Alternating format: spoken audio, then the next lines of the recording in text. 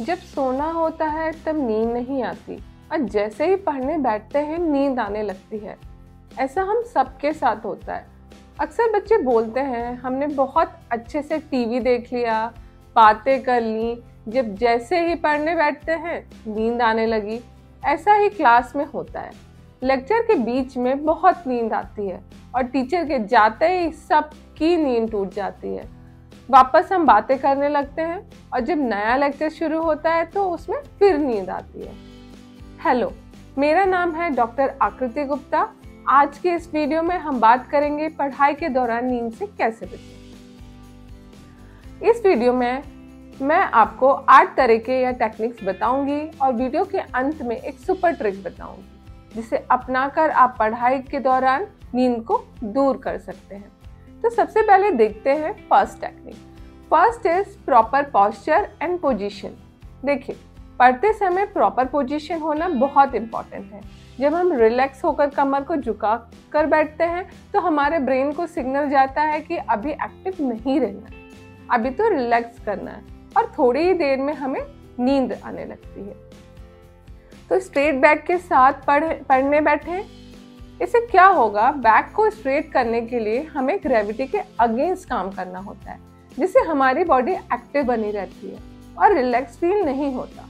Brain को ये signal मिलता है कि बॉडी एक्टिव है, तो ब्रेन भी एक्टिव रहता है और जल्दी नींद नहीं आती। तो जब भी बैठें पढ़ने के लिए कोशिश करें कि कमर को एकदम स्ट्रेट रखें, सीधा रखें।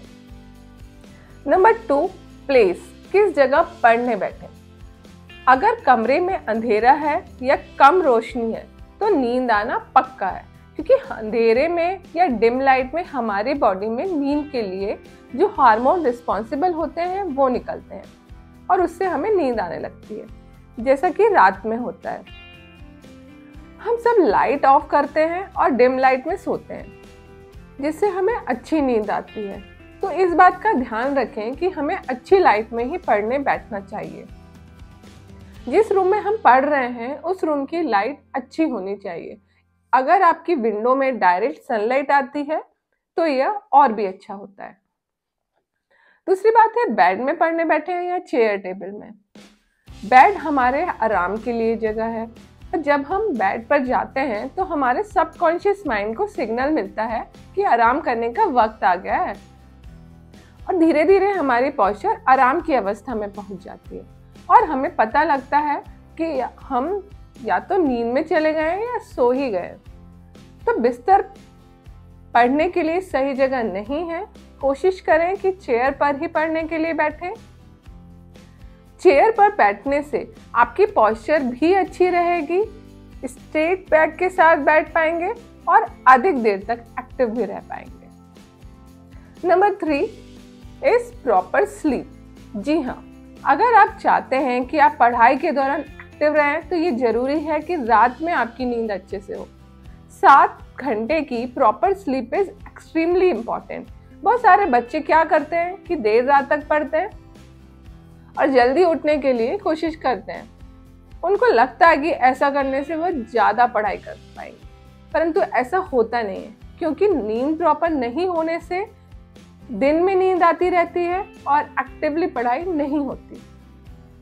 कुछ लोग तो बेड में देर रात तक फोन देखते रहते हैं और कुछ लोग लेट इवनिंग में टी या कॉफी ले लेते हैं। इन सब से भी आपकी स्लीप की क्वालिटी पर विपरीत प्रभाव पड़ता है और अगले दिन फोकस करने में या कंसंट्रेट करने में परेशानी होती है और नींद आने लगती है, क्योंकि आपकी बॉडी एक्टिव नहीं रह पाती, जिससे आपकी ओवरऑल प्रोडक्टिविटी कम हो जाती है। Number 4 is diet.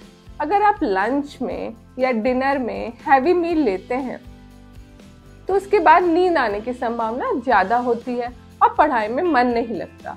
तो कुछ लोग लंच के बाद एक 20 मिनट का पावर नैप लेना पसंद करते हैं इसके लिए, जो ठीक भी होता है। हैवी मील के बाद नींद आने का साइंस यह है कि जब आप हैवी मील ले लेते हैं तो ब्लड का एक बड़ा अमाउंट डाइजेस्टिव सिस्टम की तरफ शिफ्ट हो जाता है और बॉडी के अन्य अंगों को ब्लड की सप्लाई कंपैरेटिवली कम हो जाती है और ब्रेन रिलैक्सिंग स्टेट में आ जाता है, जिससे नींद आती है। और कोशिश करें कि थोड़ा थोड़ा खाना छोटे छोटे इंटरवल पर खाएं। खाने में heavy food, junk food, fried food लेने से बचें। हल्का पौष्टिक खाना ही खाएं। कुछ लोग नींद को भगाने के लिए थोड़ी थोड़ी देर में चाय कॉफी का सेवन करते हैं और बार बार चाय कॉफी पीना रिकमेंडेड नहीं है, जो आपकी हेल्थ पर उल्टा प्रभाव डालता है। एक दो बार चाय कॉफी ले सकते हैं पर बार बार नहीं। आप ये कर सकते हैं कि अपनी चेयर से उठें, किचन में जाएं, ठंडा पानी पिएं और थोड़ा बॉडी को स्ट्रेट भी कर लें। इससे क्या होगा, एक तो आप हाइड्रेटेड रहेंगे जो एक्टिव रहने के लिए इम्पॉर्टेंट है, साथ ही बीच बीच में चेयर से उठने से बॉडी स्ट्रेच भी होती रहेगी, जिससे आपको फ्रेश फील होगा और आप लंबे समय तक पढ़ पाएंगे। Number 5, read different subjects. आपको कुछ सब्जेक्ट्स अच्छे लगते हैं और कुछ सब्जेक्ट्स टफ लगते हैं, ये सबके साथ होता है। जिनको थोड़ी ही देर पढ़ने पर टफ सब्जेक्ट जिनको थोड़ी ही देर पढ़ने पर आपको नींद आने लगती है। देखिए, आप सब्जेक्ट तो सारे पढ़ने हैं, चाहे टफ हो या इजी हो, तो आप मॉर्निंग में टफ सब्जेक्ट से स्टार्ट करें। जब आप फ्रेश होते हैं उस समय आपका अटेंशन ज़्यादा अच्छा होता है, जिससे आप टफ सब्जेक्ट्स को समझने में आपको ज़्यादा हेल्प मिलती है। ऐसे ही आप टफ विषय को और इजी सब्जेक्ट्स को मिक्स करके पढ़ सकते हैं। मतलब जब आप ज़्यादा एक्टिव हो, ज़्यादा फ्रेश हो, तो आप टफ सब्जेक्ट को चूज़ करके पढ़ें, और जब आपको लगे कि अब अलर्टनेस उतनी नहीं रही, तब आप इजी सब्जेक्ट जिसमें आपका मन लगता है उसको पढ़ें। इससे आपका समय का प्रॉपर यूटिलाइजेशन होगा और आपको दोनों सब्जेक्ट कवर भी हो जाएंगे। Next 6 is group study. Group study भी एक्टिवली पढ़ाई करने के लिए एक अच्छा तरीका होता है। ग्रुप में एक दूसरे को टीचर की तरह सब्जेक्ट पढ़ाने की कोशिश करें। इसका क्या बेनिफिट है? देखिए, आप बहुत देर तक बिना एक्टिव रहे पढ़ तो सकते हैं, पर पढ़ाने के लिए आपको एक्टिव ही रहना पड़ेगा। और जब आपका गोल होगा कि आज आपको ग्रुप में पढ़ाना है, तो घर पर भी आप अच्छे से एक्टिव होकर पढ़ेंगे और सब्जेक्ट को अच्छे से समझेंगे, क्योंकि आपके पास एक गोल है और टाइम लिमिट है। पर ग्रुप स्टडी में डिसिप्लिन होना बहुत इम्पॉर्टेंट है। Next number 7 is read loudly. जब आप तेज बोलकर पढ़ते हैं तो इससे आपकी लैरिंजियल मसल्स, टंग, वोकल कॉर्ड सभी को काम करना पड़ता है, जिससे ब्रेन को सिग्नल जाता है कि अभी एक्टिव रहना है, क्योंकि आपकी मसल्स एक्टिव है।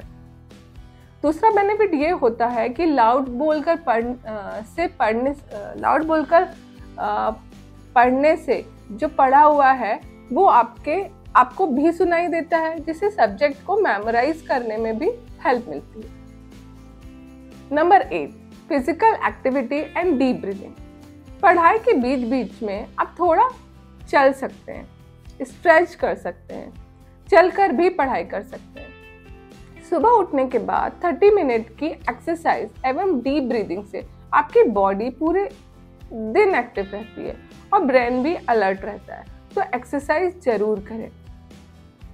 ये तो हुए 8 तरीके जिनको आप करके लंबे समय तक बिना नींद के पढ़ सकते हैं। जैसा कि मैंने वीडियो की शुरुआत में बोला था कि एक सुपर ट्रिक मैं बताऊंगी, तो आज की सुपर ट्रिक है, आप जिस सब्जेक्ट को पढ़ रहे हैं उसमें छोटे छोटे गोल डिसाइड करें और उनके लिए एक टाइम लिमिट भी डिसाइड करें। गोल रियलिस्टिक होना बहुत इंपॉर्टेंट है और गोल पूरा होने पर आप अपने आप को रिवॉर्ड भी दे सकते हैं। तो ये वीडियो और वीडियो में बताई गई इंफॉर्मेशन आपको कैसे लगी, आप कमेंट करके जरूर बताएं। Thank you so much.